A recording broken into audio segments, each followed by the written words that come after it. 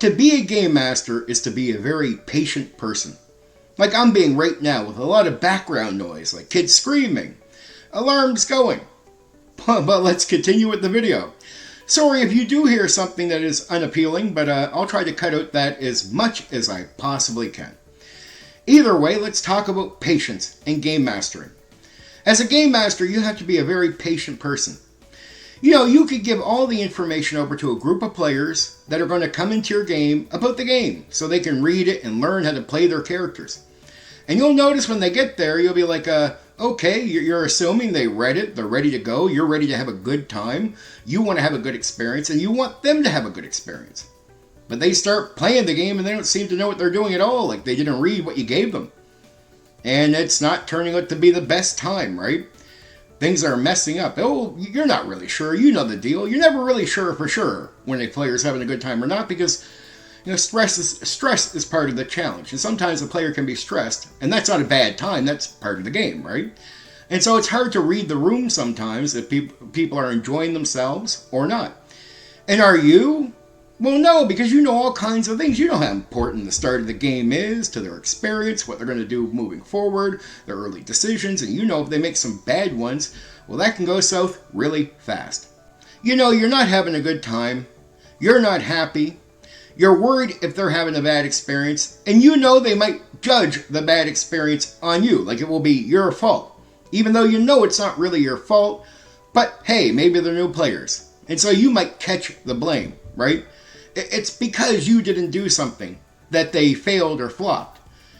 In most cases, though, in reality, if you don't confront players too much over this issue, they won't complain as if they did something wrong or you did something wrong. As a game master, here's what I would tell any game master.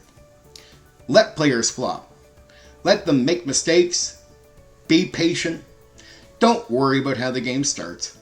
Don't worry about what it means to having a good time in the long run. And learn to be patient. Have a good time with the mistakes. You don't need to be miserable. You don't need to overread into the situation. Yeah, game masters, we know what's up. We know where it can go. But if you're really patient and you have a lot of experience, don't worry, right? Things can turn around. And I know in some situations, it might not have turned around for you, or you might have ran from something really quickly and you don't know, and you're worried. By coming at players over this failure, you also open the door to hearing their opinions, their expectations. And you don't realize that at the end of the day, you have to sort of all come together on a set of expectations that make sense to all of you and not just them and not just you.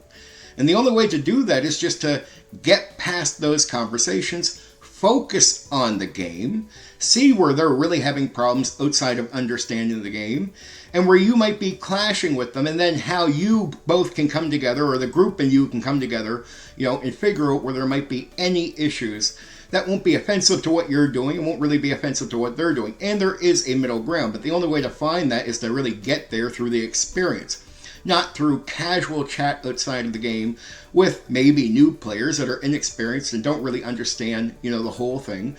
And maybe, in reality, no matter how long you've been doing this, you can't verbalize all this stuff to yourself, let alone to them.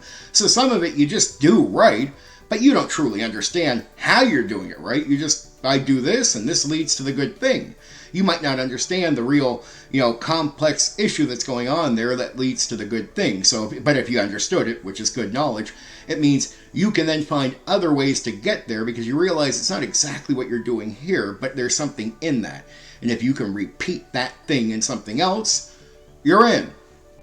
There is a reason why I get after game masters for being strict about the game that they're presenting, right? So if a character fails, they fail. You make them, you let the failure happen. You let the player feel the failure of the character, and that failure can be character death. There's a reason you want them to feel the failure. You don't want to ruin the experience for them. You don't want to, bring this failure down on them on purpose. What you want to do is make sure the failure does the one thing that it should do. Help them learn. And what I mean is, when they feel that failure, they don't want to repeat it, right? They're going to try to avoid failure and learn things and become more patient. But if you're really soft on the characters, during the game as a game master, you really don't enforce failure like character death and other things really strictly on the player characters, well, these new players that are having the issue don't learn, right? They don't really figure these things out right away, right? It's taking longer. Look, what you got to do is just, again, not be impatient or have your own experience, ruined by the fact that they're really not playing up to par. You can pretend that you can keep giving them material to read and they'll figure it out sooner or later, but that's just not the case. We really learn during the gaming process. And, you might have to rough it through with a group, but be patient, right? Take it in, accept what you're doing, so then you become less, negative about what's happening as you see them falling off a cliff to a degree during early gaming sessions as they're learning. But they will learn. And there is a payoff, right? They'll figure it out. They'll turn things around. But what they got to do is face the failure, right? If they're making mistakes, well, we know what happens with mistakes. It doesn't turn out well. And so you can't be soft, right? It doesn't matter how they feel about it. You just got to lay it on their heads. And then they'll start to read more. Then they'll want to do more. And that's an inspiration to get better, right? But you can have players not learning much and playing a game for a long time, and you'd be like, well, why isn't that player improving? Well, that game master is really easy on the character, right? They're not feeling or experiencing the failure as often as they should for the mistakes that they're making. But if they did, they change.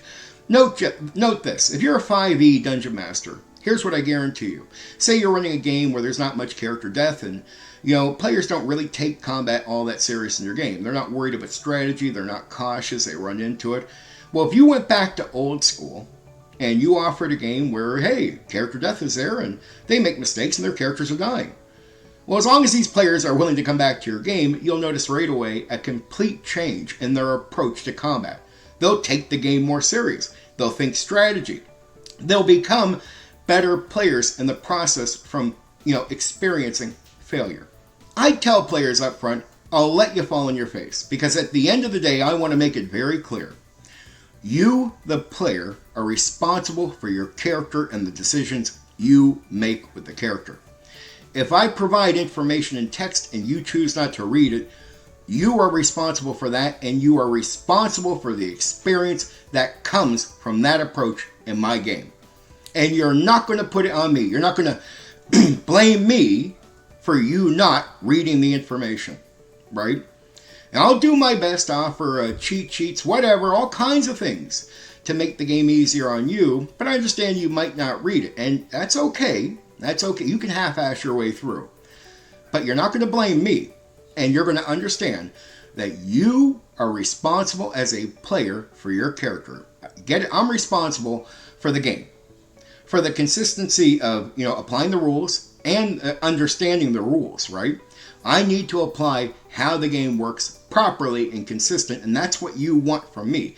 What I want from you is to take any information I've given you that is accessible to you, that helps you play the game and play your character, and I want you to read that.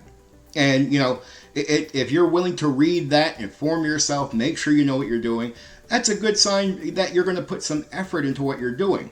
It's a bit of a red flag to me if you read nothing, but I'll let you flop on your face. It's just I'll make sure that you're facing failure in my game, so you're going to learn, or you're going to walk away. Trust me, I'm not going to let you get anywhere in the game without facing this.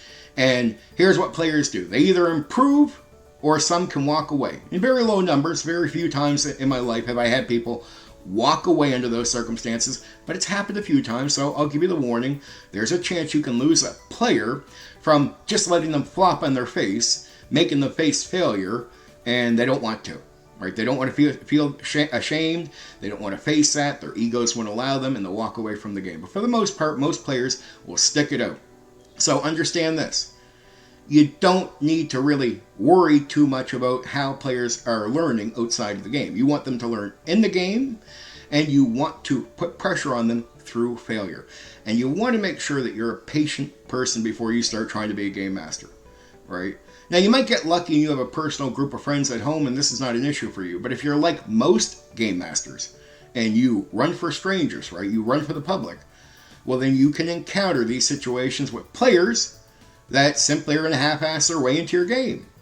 Well, they can half-ass their way into the game all they want.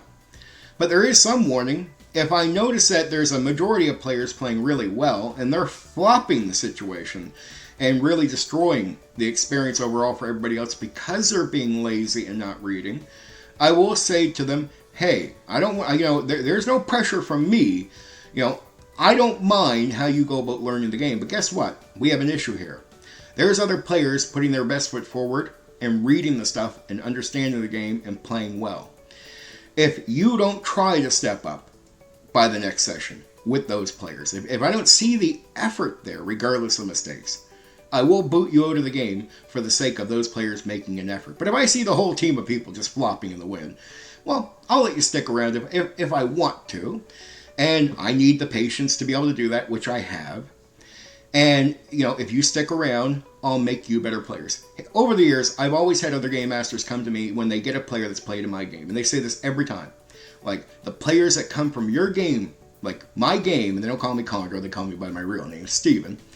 The players that come from your game are the best players we encounter, period. And I take players in that have been playing awful, and by the time they leave my game, they're playing great, right? And I've seen players that played awful for 15, 20 years, and nobody thought they would ever change. They enter my game, and within a few months, they leave the game, and they're excellent players going into the next game that they're in. All right? So be patient, right? Put failure on people's heads. Let them face their mistakes. That's it. Make them understand what they're responsible for and what you're responsible for, so they understand how they affect the experience and not to blame you for that. Anyway, for now, take care. You know what you can do? You can hit the like button. You can share the video. Oh, and there's another button you can press. That one that lets you subscribe to my channel for more content. Oh yeah, there's that bell thing. You can press that so you know when I've uploaded a new video right away.